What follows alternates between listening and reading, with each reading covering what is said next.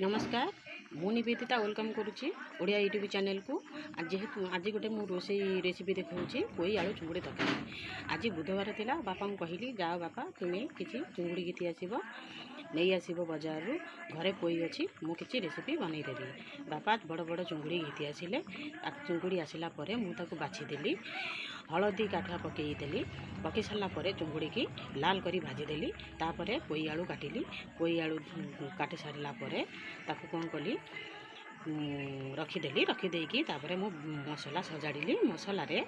पियाज रसुण आउ जीरा लंका पियाज रसुण जीरा लंका अदा दे मु गोटे मसला प्रस्तुत करदेली। प्रथमे कढ़ई रे तेल देली तापर पोई आलू को भाजीदेली भाजी सारापर से जिपरि लाल लाल हो आसला तापर मु कौन कली ना ताकू अलग पात्र को काढ़ी आनिली काढ़ी आनी सारापर तापर भल भाव कढ़ई रे तेल देली दे सारापर मु भल भाव कौन कली ना रखि मसला को मु भल भाव जारिली जेपरी से मसलार गंध चलीज एवं लाल लाल देखा आपण मान भी देखुं मो तरकारी किपरि लाल लाल होई आपण मैंने कहीं मुझे तरकारी देखी बहुत खुशी अच्छी।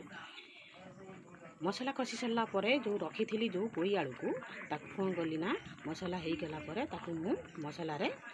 किसी समय कषिदेली कषि देकी जल देदेली जितेबले आलू पोई सब सीझीगला तापर रखि भजा चुंगुड़ी की मु आथे पकईदेली प्रस्तुत हो गला पोई आलू चुंगुड़ी तरकारी। तापर भी वर्तमान वर्षा ऋतु चली वर्षा ऋतु रे गरम गरम भात सांग को पोई आलू चुंगुड़ी तरकारी तापर पुणी बुधवार अच्छी बहुत खाइबा जमीज मु तो प्रस्तुत कर सारी आपण मैंने घरे प्रस्तुत करूँ देखिए कि सुंदर लगे पोई आलू चुंगुड़ी तरकारी। तापर श्रोता बंधु एपली भल भल रोषे देखा चाहूले मो चैनल को कमेंट करूँ आ परवर्ती वीडियो पर निश्चिंत कमेंट करूँ सब्सक्राइब करूँ। खाली वीडियो देखी दौरान लाइक करूना कि कमेंट सब्सक्राइब किसी करूना मु कौन आपण मानकर योग्य नुहे कि मत साहाय्य करूँ आपण मानकर साहाय्य मोर निहाती काम्य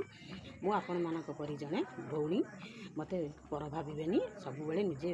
मते आपणार भावतु मु समस्त को भल पाए तेणु मते आपण माने भल पातु से भल पाइबा दिंतु मो रोसई की जद्वारा कि मु भल भल रोसई कर